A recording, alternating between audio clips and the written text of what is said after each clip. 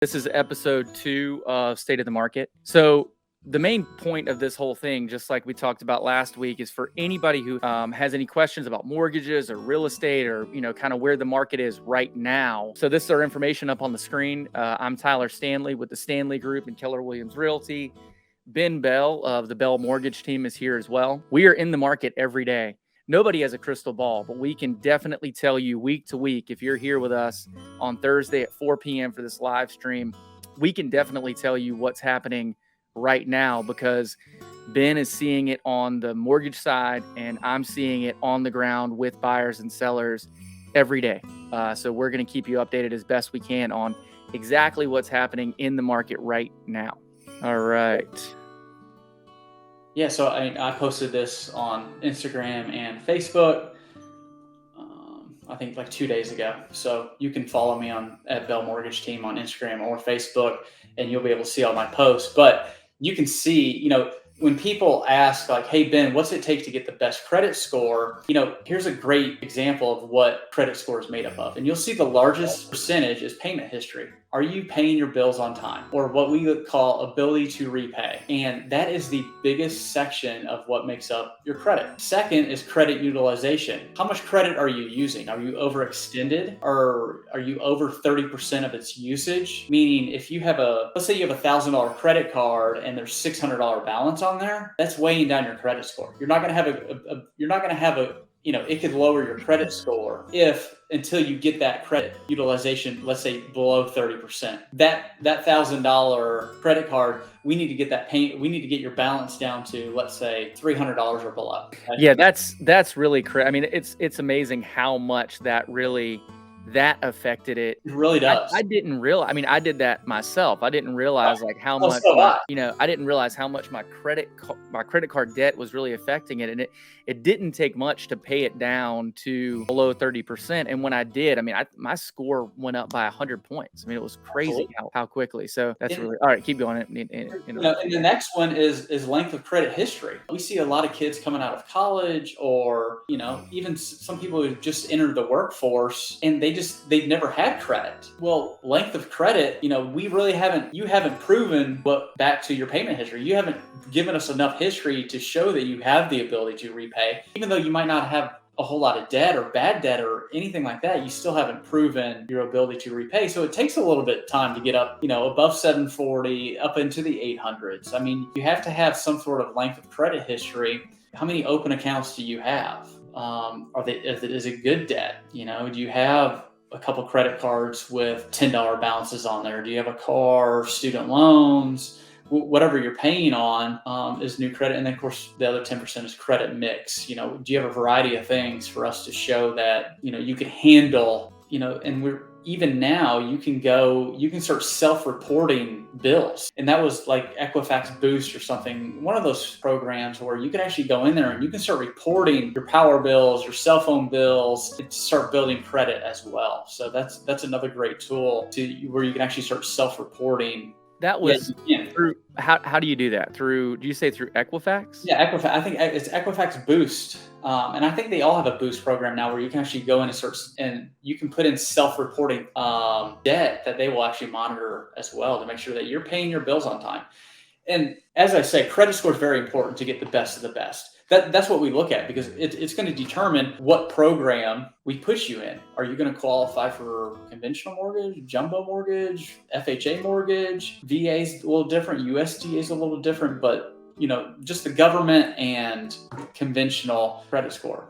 I'm not saying, do you have to have a 740 to get a mortgage? Absolutely not. You can, we do government mortgages down to 580 if we need to.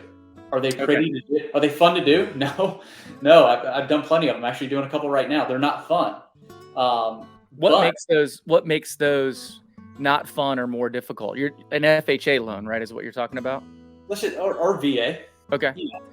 I didn't realize VA can go down to 580 as well. Well, truthfully, VA doesn't have a loan limit. Really? VA doesn't have a credit limit. It all depends on how much risk the lender wants to take on.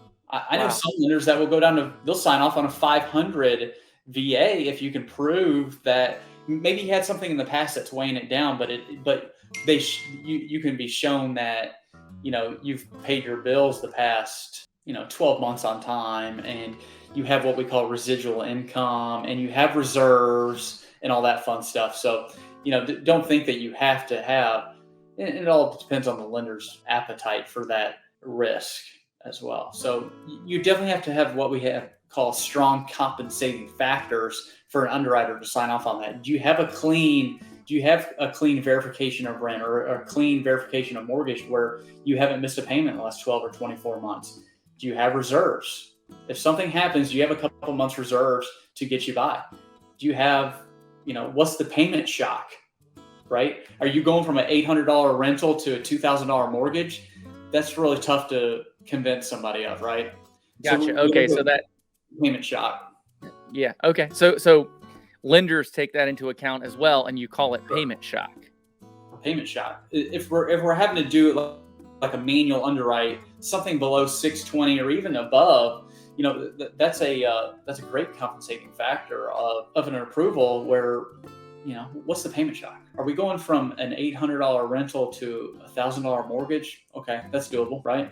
Are we going from an $800 rental to a $1,700 mortgage? Ooh, what other compensating factors do we have? Do we have reserves? Is there somebody that's not on the mortgage that has income coming in? That sometimes that can be a compensating factor. As I said, reserves, all that residual income, like what's left after taxes and everything after you pay Social Security, federal, state withholdings in your paycheck. And I'm sure savings comes into that. Cash on hand comes into that too, right? Sure. I mean, and we use 401k as reserves. We use, IRAs, stocks, all that, retirements, checking, savings, money market. Can't use cash. Cash. Oh, in duffel bags, you mean? Yeah, garbage bags full of trash. It's very hard for a lender to document cash. So if one of your clients just brings you a trash bag full of $100 bills, you can't accept that. Not unless we can show it coming out of the ATM. Gotcha. All right. Well, hey, we're like blasting through this thing today. I wanted to show one other thing right now, and then I want to go back to Ben to talk about.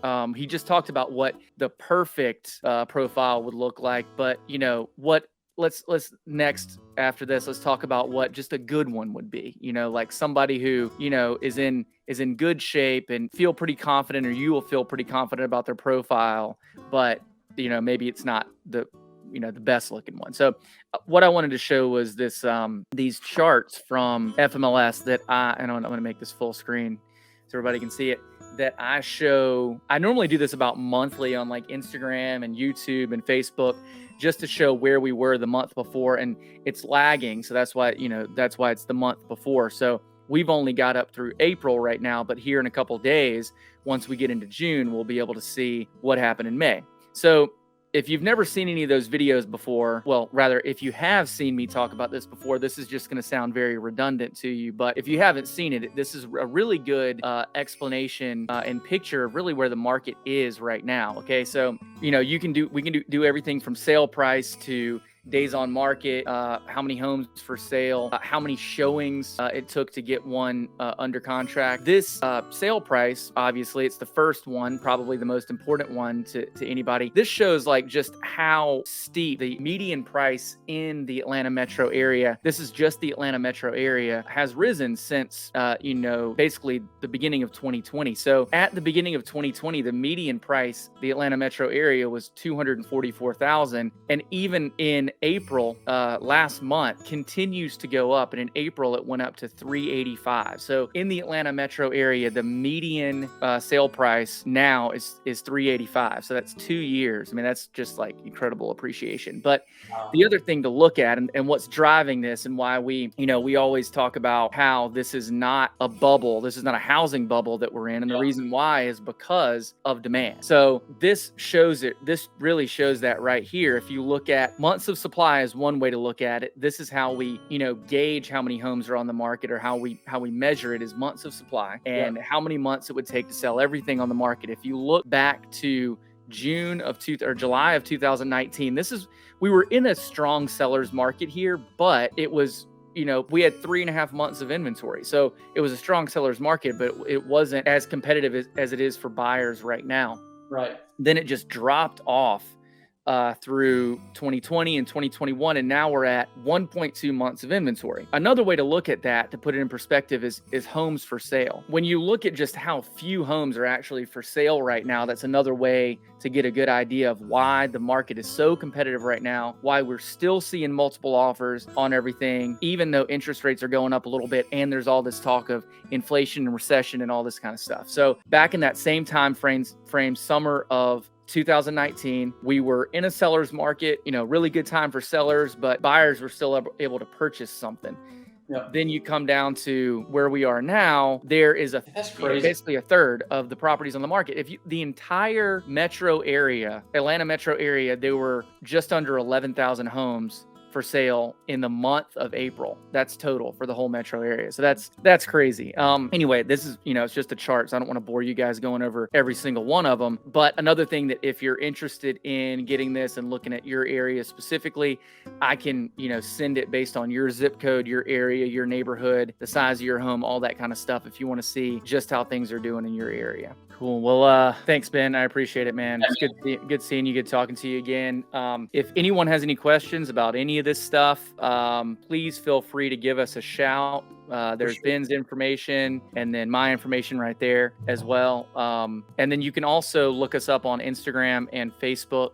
My handle is at Stanley Group ATL, and Ben, yours is at Bell Mortgage Team. Okay, yep. Cool. Thank you for everybody who watched, and that's all I have, Ben, if you don't have anything else for today. Week 2 in the books. Let's keep it rolling. Appreciate you, Tyler. Yeah, that's right. Yeah, we'll be back next Thursday at 4 p.m. We're going to do this every single week, rain or shine, vacation or not. We're going to stream for 20 to 30 minutes every Thursday at 4 p.m.